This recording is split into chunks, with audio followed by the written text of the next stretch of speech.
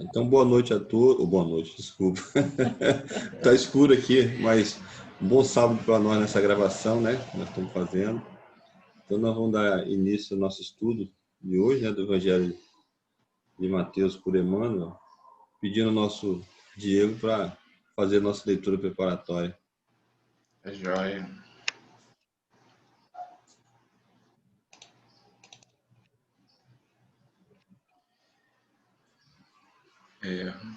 Bom sábado a todos. A leitura preparatória é o título Quando a Pureza Estiver Conosco. Quando a pureza estiver em nossos olhos, fixaremos na cicatriz do próximo a desventura responsável do nosso irmão.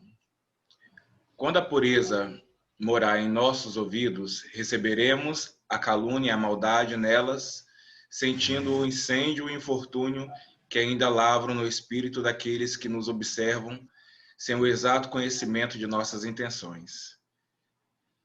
Quando a pureza demorar-se em nossa boca, a maledicência surgirá, junto de nós, por enfermidade lamentável do amigo que nos procura, vinculando-lhe o veneno, e saberemos fazer o silêncio bendito com que possamos impedir a extensão do mal. Quando a pureza associar-se ao nosso raciocínio, identificaremos nos pensamentos infelizes a deplorável visitação da sombra, diante da qual acenderemos a luz de nossa fé para a justa resistência. Quando a pureza respirar em nosso coração, o endurecimento espiritual jamais encontrará guarita em nossa alma, porque o calor do nosso carinho irradiar-se-á em todas as direções, estimulando a alegria dos bons e reduzindo a infelicidade dos nossos irmãos que ainda se confiam à ignorância. Quando a pureza brilhar em nossas mãos, a preguiça não nos congelará a boa vontade e aproveitaremos as mínimas oportunidades do caminho para o abençoado serviço do amor que o Mestre nos legou. Bem-aventurados os puros de coração, proclamou o divino amigo. Sim, bem-aventurados os que esposam o bem para sempre, para semelhantes trabalhadores da luz, porque semelhantes trabalhadores da luz sabem converter a treva em claridade, os espinhos em flores, as pedras em pães e a própria derrota em vitória, criando invariavelmente o céu onde se encontram e apagando os variados infernos que a miséria e a crueldade inflamam na terra para tormento da vida. Emmanuel.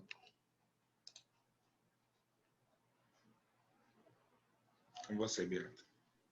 Obrigado, Diego. Pedir a Miriam para fazer a nossa prece inicial. Então, mais uma vez, né, bom dia a todos, né? Aproveitando esse momento, a gente coloca uma jarra de água aqui na nossa casa para fluidificar, né? Tem algumas pessoas que conhecem como água benta ou como aquela água consagrada nas igrejas, né?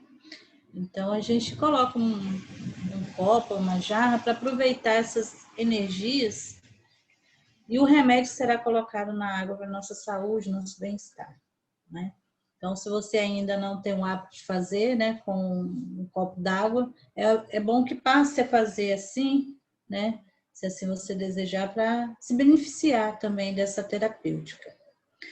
Então, vamos elevar o nosso pensamento, agradecer a Deus por mais essa oportunidade de estarmos aqui juntos, por mais esse dia maravilhoso, esse tempo nublado, que veio para refrescar, que veio para molhar a terra, renovar o ciclo da nossa vegetação. Agradecemos ao Pai pelas bênçãos da manhã. Obrigado por estarmos aqui para mais um estudo, mais um aprendizado. Que possamos ser intuídos pelas boas orientações dos amigos, dos benfeitores espirituais, dos nossos anjos, e que possamos inspirar nessa manhã e nos auxiliar e auxiliar todos aqueles que estão nos acompanhando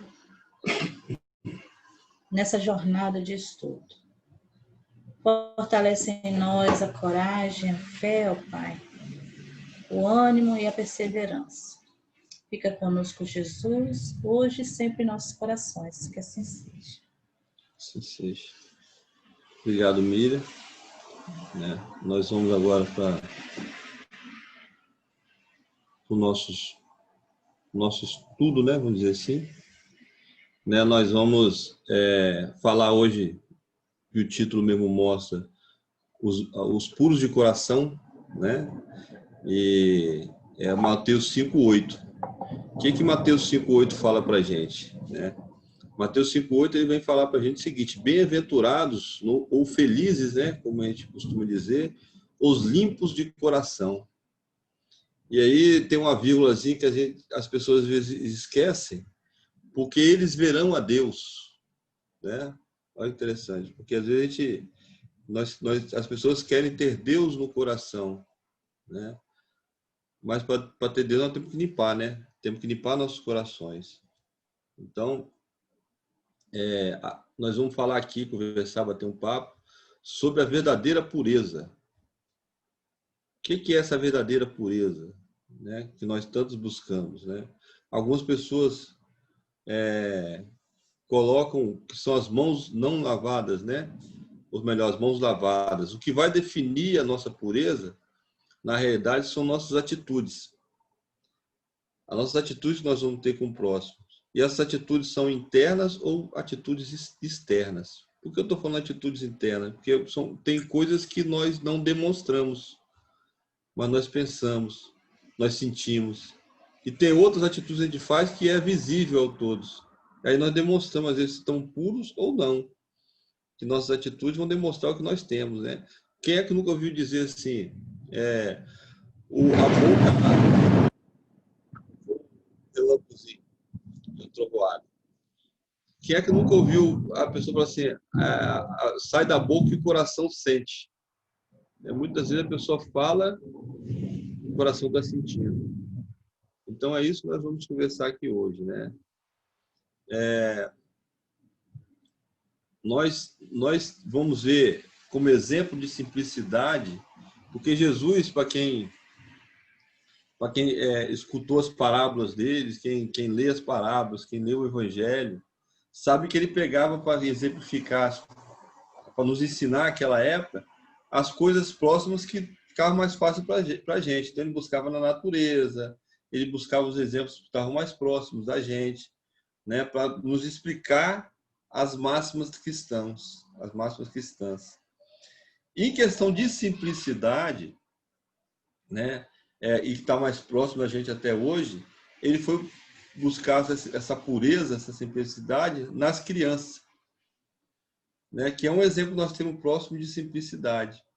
Então ele dizia para a gente lá assim, ó, deixe que venham a mim as criancinhas, não as impeçam, pois o reino dos céus é para aqueles que se assemelham a elas.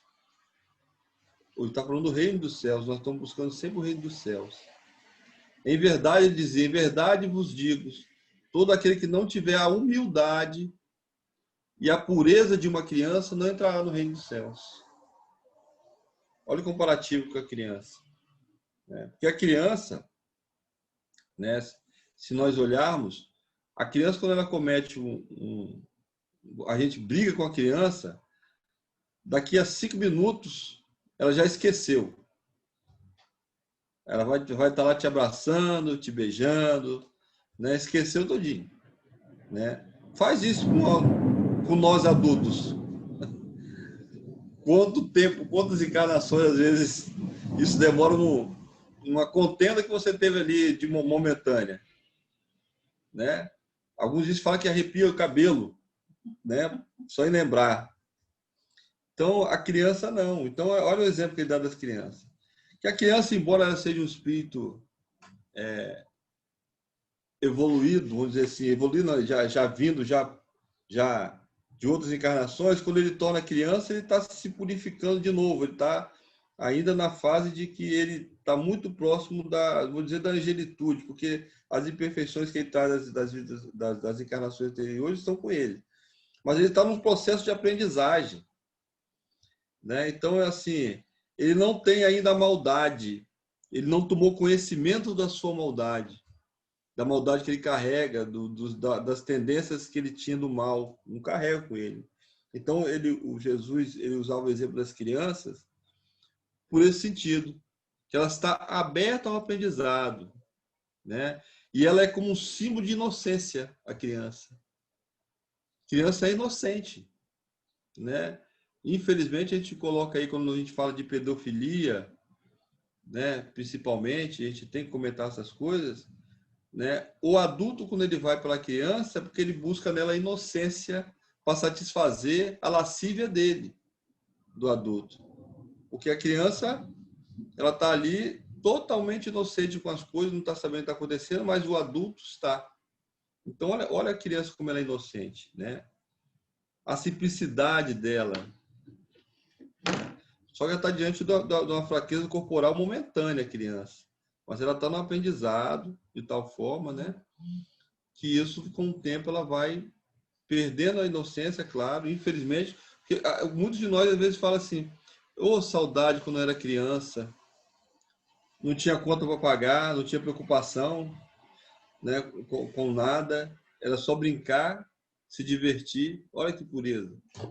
Então, eu até fico assim, empolgado assim, que nós buscamos o reino dos céus. Se o reino dos céus a gente vai ter essa pureza que uma criança tem, essa beleza de estar se divertindo, de estar, né, de estar curtindo aquele momento, é muito melhor do que essa que nós vivemos de preocupação, né? Miriam, tem alguma coisa? Não, falando da pureza da criança, né? Se a gente for analisar a infância lá nos anos 70, parece que a infância era maior, né? Tinha um tempo maior. Hoje, essa infância ela foi encurtada, é muita informação, então acaba deixando de lado um pouco essa pureza, né? Assim, é uma observação que eu faço, não está baseado em nenhum fato científico. Mas se a gente for olhar a criança que nascia nos anos 70 ou até antes disso, ela nascia de olho fechado, eram muito molinhas, né? Hoje não, hoje os nenéns já estão nascendo de olho aberto, removendo lá no bercinho. Então, a evolução das coisas está se dando até o nascimento da própria criança, né? As mães embrulhavam muito o bebê, porque o bebê era muito frágil. Hoje, os bebês parece que nascem mais forte, né? Já conseguindo segurar a cabecinha, logo assim que nasce, que eu estou falando, né? E antigamente não, antigamente era uma coisa muito mais mole, muito mais frágil. Então, a gente precisa ter esse olhar na inocência da criança, né? Porque às vezes a criança tem 8 anos, mas não tem mais inocência. Se a gente for olhar nas periferias, né, tem casos absurdos de mãe comentando, né, que criança de 8 anos está na rua meia-noite, 2 horas da manhã, e se a mãe falar alguma coisa, né, dá sobra para a mãe, né? Acontece esses absurdos. Então, a gente está comentando aqui realmente daquela infância da criança, desse adormecimento que tem da sua potencialidade, seja ela ruins, né, e boas. Então, ela está ali registrando novas informações, que quando vier aflorar o velho eu dele, né, ou dela, ela já tem tipo uma programação nova, e aí acaba avaliando e às vezes, né, não, vamos ficar no caminho novo, que esse aqui é o melhor, né? Então, a gente acaba melhorando e vai melhorando até, né, chegar ao ponto que dizem que não vai existir mais a infância, né? Essa fase da infância vai se encurtando cada vez mais, né? Isso aí está na doutrina espírita, quem estuda mesmo lá a fundo tem essas informações. É só isso. Deseja fazer um comentário, Diego? Podemos prosseguir. Pode prosseguir, Diego. Então, assim, nós estamos comentando daqui da criança, conforme eu falei, porque se nós formos buscar na literatura, o Evangelho segundo o Espiritismo, ele traz esse exemplo da criança para a gente também, para nós refletirmos em cima do exemplo da criança, né? Ela é nos colocado que a criança, dificilmente você vê nas crianças demonstrações de egoísmo e nem de orgulho, né? As crianças, claro, você vê assim, a criança que tem um brinquedinho dela quer ter um brinquedo para ela, mas é de forma natural isso. Mas às vezes a mãe fala assim, divide com um coleguinha, né? Esse brinquedinho você já brincou, ela divide, porque ela não tem essa demonstração igual o outro, né? Igual nós adultos, né? E nem esse orgulho exagerado a criança tem. Nós, às vezes, que com nossa demonstração de orgulho e egoísmo, damos um exemplo para as crianças para que elas sejam também orgulhosas e egoístas. Mas a criança não. A criança por si só não, né? E a gente vai verificando que é uma coisa, né? Que esse despir das mazelas, né? Essas questões de você esquecer o seu orgulho passa pelo processo reencarnatório, né? Porque o processo reencarnatório ele tem um pouco disso. A pessoa vai aprendendo, depois ela vai voltar ao corpo físico, né? Através da reencarnação. Então o véu vai passando um véu de esquecimento nela do passado enquanto criança, né? E ela tem um certo aprendizado, né? E isso é interessantíssimo, porque conforme eu falei, com o aprendizado novo que nós temos a responsabilidade enquanto os pais nesse sentido de dar um bom encaminhamento, ela vai conseguindo retirar toda essa questão toda não, né? Mas o egoísmo e o orgulho, você vai ensinando ela a tirar isso dela e vai dando oportunidade dela que ela cresça um pouco mais porque ela esqueceu o passado, né? Evidentemente, né, com o tempo, né, ela vai ter impressões das encarnações anteriores, mas isso vai facilitar a criança, né, no momento em que ela está na formação, um aspecto moral muito melhor do que a anterior, do que a encarnação anterior. Então, olha que interessante né? A gente vai avaliando assim, esse todo o processo nosso de idas e vindas, né, de encarnações, como nós temos oportunidade, por isso a gente fala muito de oportunidade de nos melhorar, né, de nos melhorar um pouco mais, para se tornar um homem de bem e nos melhorando. Passa um pouco por isso aí, né? E aí, a doutrina nos ensina que para a gente ter essa pureza de coração, nós temos que ter a simplicidade. Nós temos que fazer o exercício da simplicidade, né? A nossa meta é evoluir, se aperfeiçoar, né? E só assim, nós tendo essa simplicidade de coração, é que nós vamos conseguir vencer, né, essas questões nossas dos nossos vícios morais, né? Que é o que nós estamos buscando sempre, vencer. Então, ainda na questão da pureza de coração e da simplicidade, né, se nós começássemos a estagnar e parar de cometer as maldades que nós vamos fazendo, e aí vem a questão que eu falei da fase interna nossa, inclusive o pensamento, porque no pensamento, ele é praticamente tudo. Então, o nosso pensamento ele vai incomodar. Então, nós cometemos maldades em pensamentos, né? Quando você deseja que alguém se dê mal no seu emprego, que alguém se dê mal numa prova que vai fazer, olha a maldade aí incutida em nós, né? Então, nós podemos ter uma forma aparente de pureza. Ah, Beato é um cara sereno, bacana, mas o pensamento está rodando na cabeça dele querendo a maldade de todos, querendo que a pessoa se ferre na vida, né? Isso não é simplicidade, isso não está me ajudando em absolutamente nada. Em absolutamente nada, né? Então, quando nós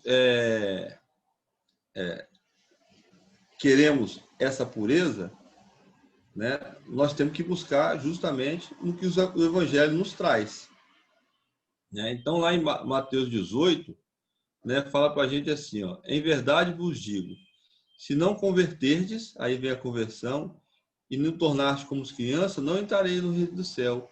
A nossa conversão passa pelo nosso melhoramento. E esse melhoramento é o que nós chamamos na doutrina, né, do nosso, fugiu o nome aqui agora, reforma íntima. Né? Essa reforma íntima, ela é de fundamental importância. É porque eu estou me reformando, admitindo que eu sou falho, que eu tenho falhas e que eu posso me melhorar. E essa melhora passa cada dia, diariamente, vencendo as minhas imperfeições. Né? Então, passa um pouco por isso aí, Miriam. Não cuida? Hoje você sente, né, quando tem algo para falar. Bom, Haroldo Dutra, né, ele lançou agora um livro e ele fala esse pedacinho que você falou de converter, né? Jesus, em nenhum momento, nenhuma passagem, ele quer convencer, né? O convencer acaba a pessoa usando de uma violência que às vezes ela não percebe, né? Que acaba manipulando o outro, né? De aceitar o seu pensamento, a sua forma de entender determinada coisa, seja ele na parte religiosa ou não. Então, Jesus veio sempre para converter. Esse converter é transformar. Então, quando você entende Jesus, entende suas lições, você é uma nova criatura. Isso está lá nas Escrituras, né? Então, a doutrina entrou em seu coração, transformou, né, o seu ambiente, e aí você passa a ser uma outra pessoa, uma pessoa melhor. O que você fazia de errado, você percebeu, você não faz mais. Outra coisa que eu gosto muito de usar, que eu estou até comentando com a amiga ontem, é a oração da serenidade, né? Então, a oração da serenidade, ela me dá esse discernimento, ela me dá essa direção. Então, quando eu faço a reflexão sobre essa oração, que ela fala, concedei-me, Senhor, a serenidade para aceitar as coisas que eu não posso modificar. Então, seja qualquer tipo de conflito, seja no trabalho, na família. Quando você vê um conflito, você olha para o outro, né? Querendo, né, uma forçação de barra, e você vê que você não consegue mudar o outro, isso te traz uma paz. Mas para isso, você, aí continuando a prece, né, que ela é bem curtinha, ela fala da coragem para modificar aquelas que podemos. Então, coragem para modificar o quê? As minhas imperfeições, porque eu posso me modificar. Eu não posso modificar o filho, o marido, o amigo do trabalho, o amigo da casa espírita, ou da minha igreja. Ele eu não consigo modificar. Então, essa missão, ela é individual, cada um tem que fazer o seu papel. E mais o finalzinho da prece, ela fala sabedoria para distinguir uma da outra, a que eu posso modificar e a que eu não posso. E aceitar as coisas como elas são. Então, quando a gente coloca isso no nosso dia a dia, porque não é uma coisa para você só ficar falando igual um mantra. Você você repete a oração até em voz alta, porque quando a gente ouve, a gente compreende melhor.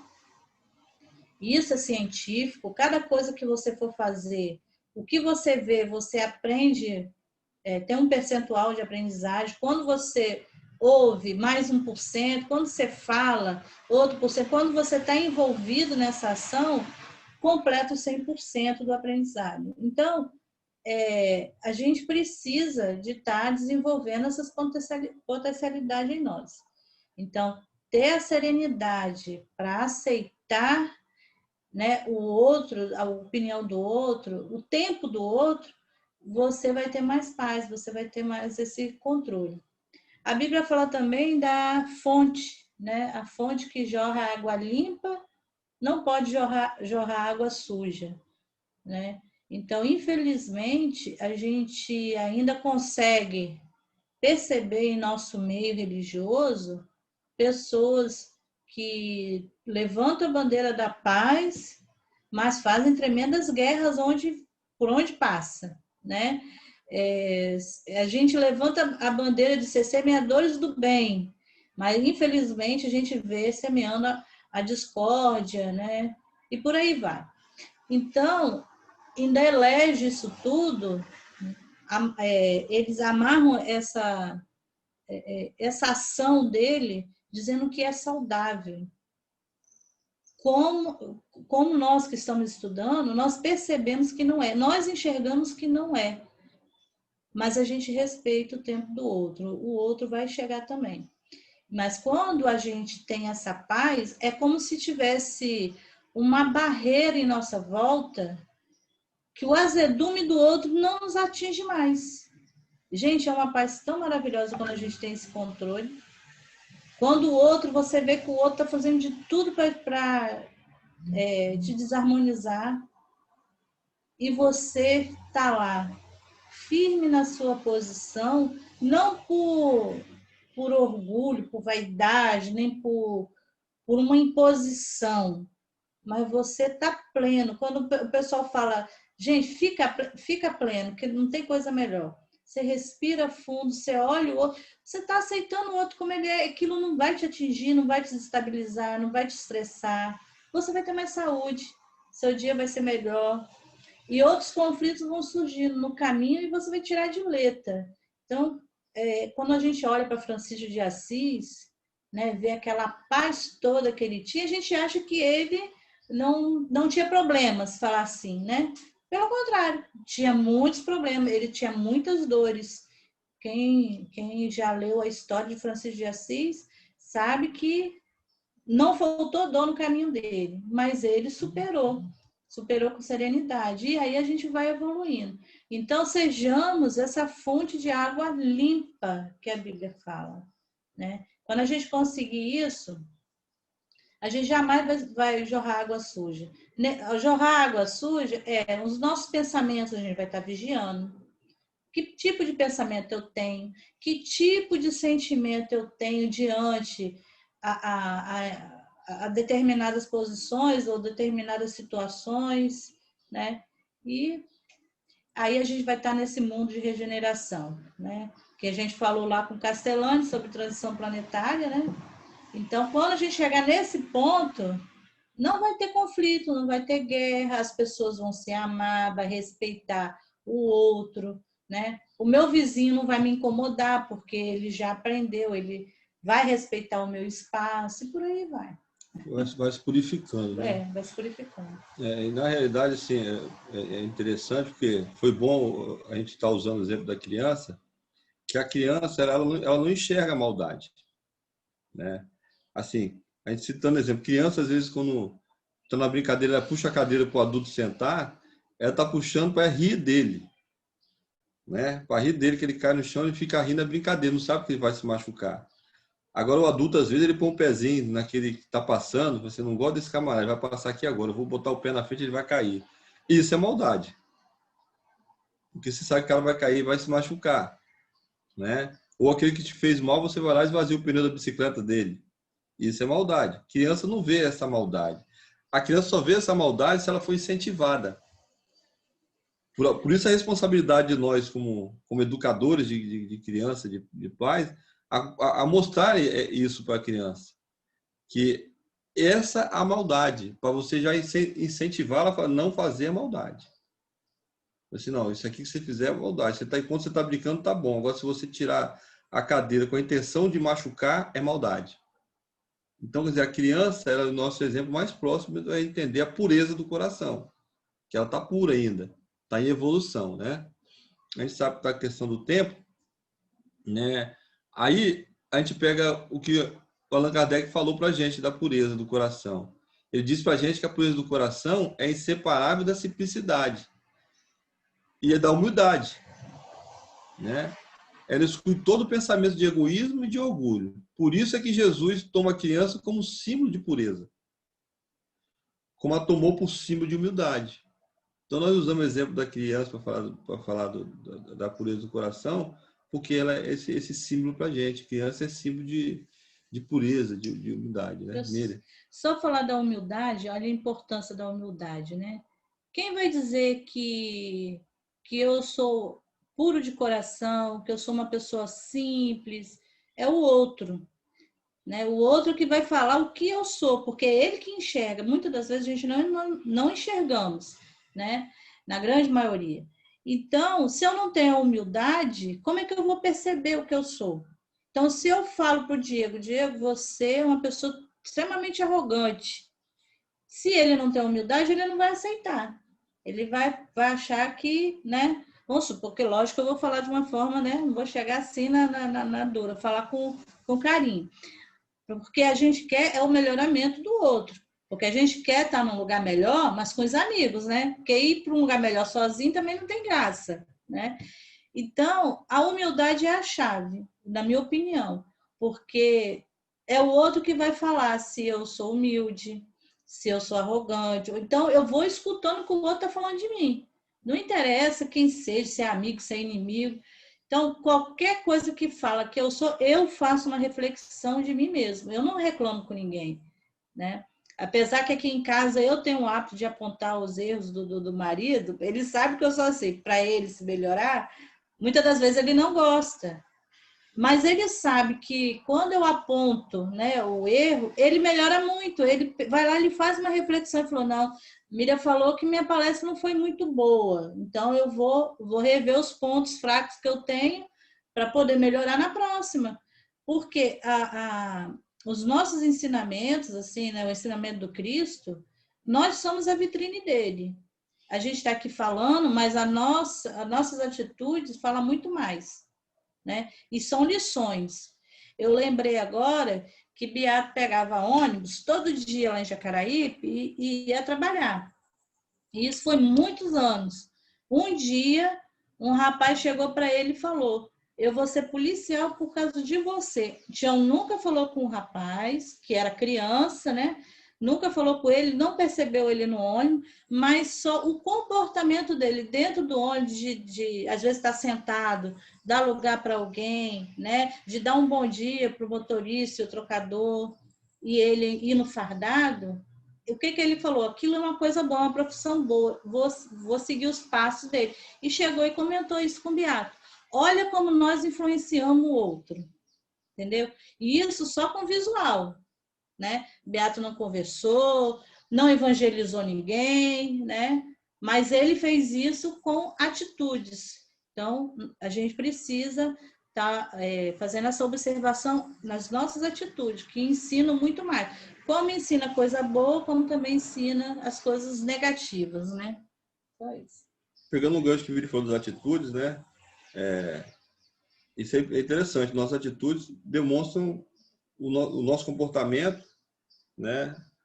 Para alguém que está vendo, né? Mas aí Allan Kardec, lá no Evangelho, no capítulo 8, ele fala para a gente, né, que a verdadeira pureza não está apenas nos atos, mas também no pensamento. Né? No pensamento. Pois aquele que tem o coração puro nem sequer pensa no mal. O mal não existe. Né? Aí nós temos um exemplo nosso.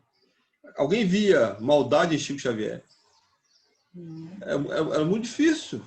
A gente pega, vai estudando, vendo os exemplos dele, nós não vemos maldade em Chico Xavier, né? E esse pecado do pensamento nós temos que estar atentos, né?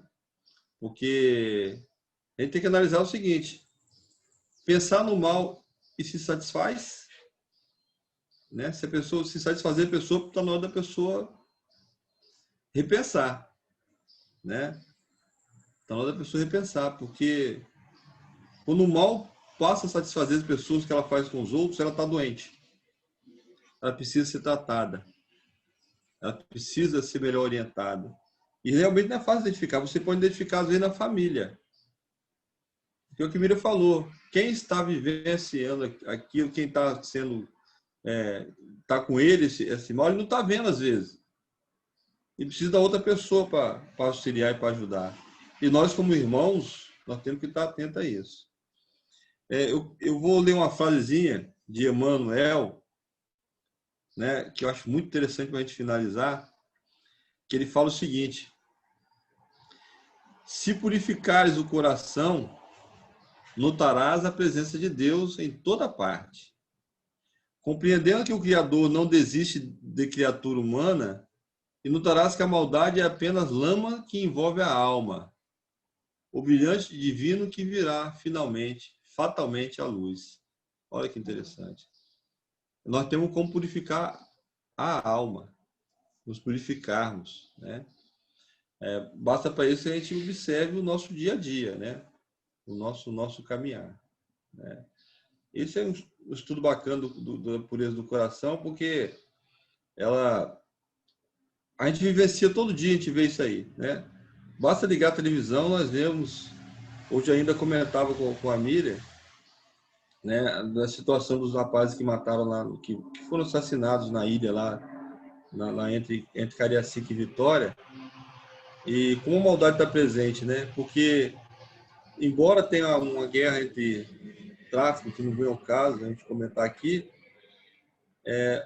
banalizaram a vida, onde ceifar a vida das pessoas que não são esses não, então eu vou matar a si mesmo. Para não perder a viagem. Para não perder a viagem, eu vou matar eles aqui mesmo. Então isso é maldade. Nós somos... eu falei para a Miriam assim, nós estávamos comentando em relação a quanto tempo a gente leva para voltar, para reencarnar. Amigos, eu li outra vez, alguém falou que mais ou menos 100 anos. Aí Miriam, você quer verificar quanto tempo você passou para vir nessa? Eu falei, não quero não, que eu sei que coisa boa não fui. Não quero fazer regressão, mas coisa boa não fui.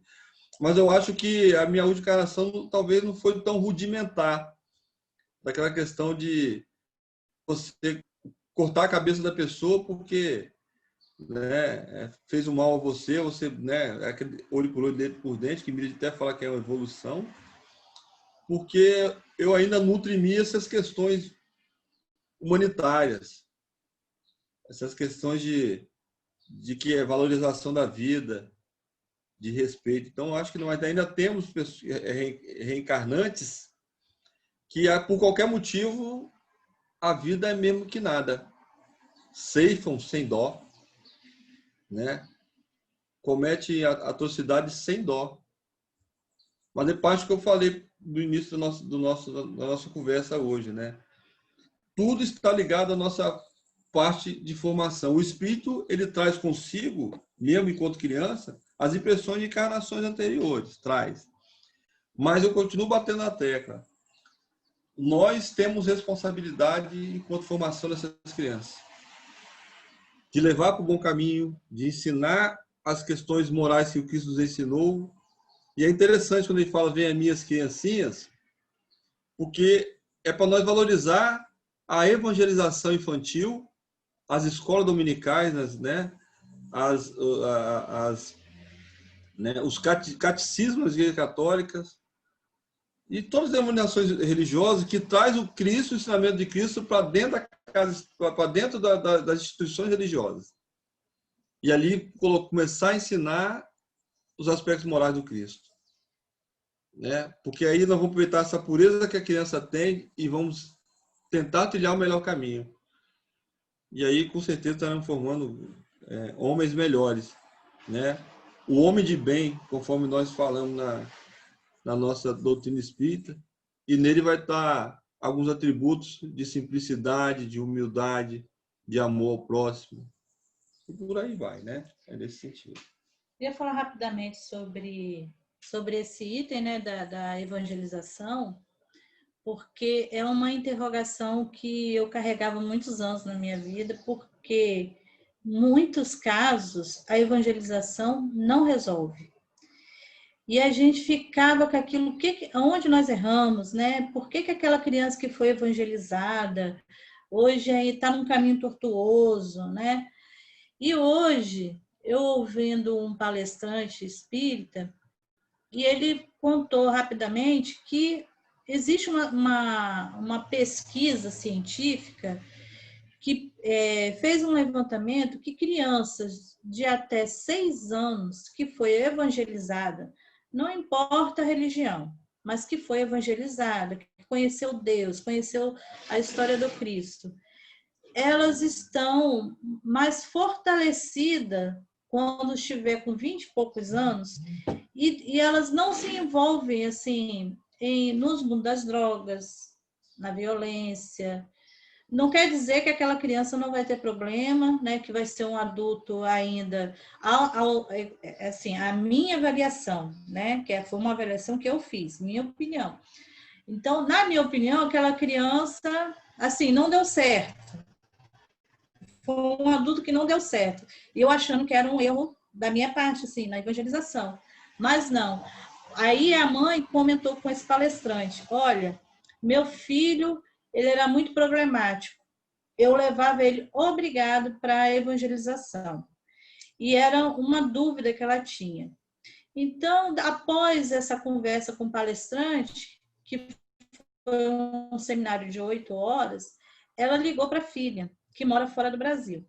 Aí a filha falou assim: mãe, se não fosse evangelização, eu já teria feito muito mal nesse mundo. Primeiro que vontade de matar, eu tenho vontade de matar um monte de gente. Mas ela lembra do umbral, que ela aprendeu na evangelização, em algumas religiões do inferno. Então, isso desvia ela do mal, né? Aos olhos da mãe, era o que era a análise que eu faço. Parece que aquela vida ficou perdida, mas não.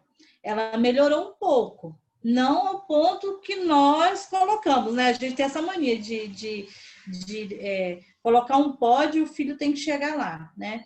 Mas para a filha, né? A evangelização ajudou a sair do mundo das drogas, a não entrar, falando a verdade, né? A não entrar no mundo das drogas, nem cometer crimes por causa das instruções.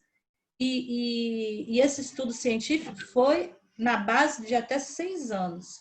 Passou disso, já fica mais complicado, né? Então, aí está a importância da gente levar os nossos filhos para conhecer Deus, né? Seja onde você esteja, né? Seja na Umbanda, seja budista, espírita, né? Protestante, na sua religião. Leve seu filho, sua filha, porque a gente não sabe os problemas que aquela criança, né? Os desafios, né? Falar assim, os desafios que aquela criança vai ter quando tiver numa idade mais avançada, né? E isso vai fortalecer, vai tirar de um suicídio. Isso tudo foi falado nessa pesquisa.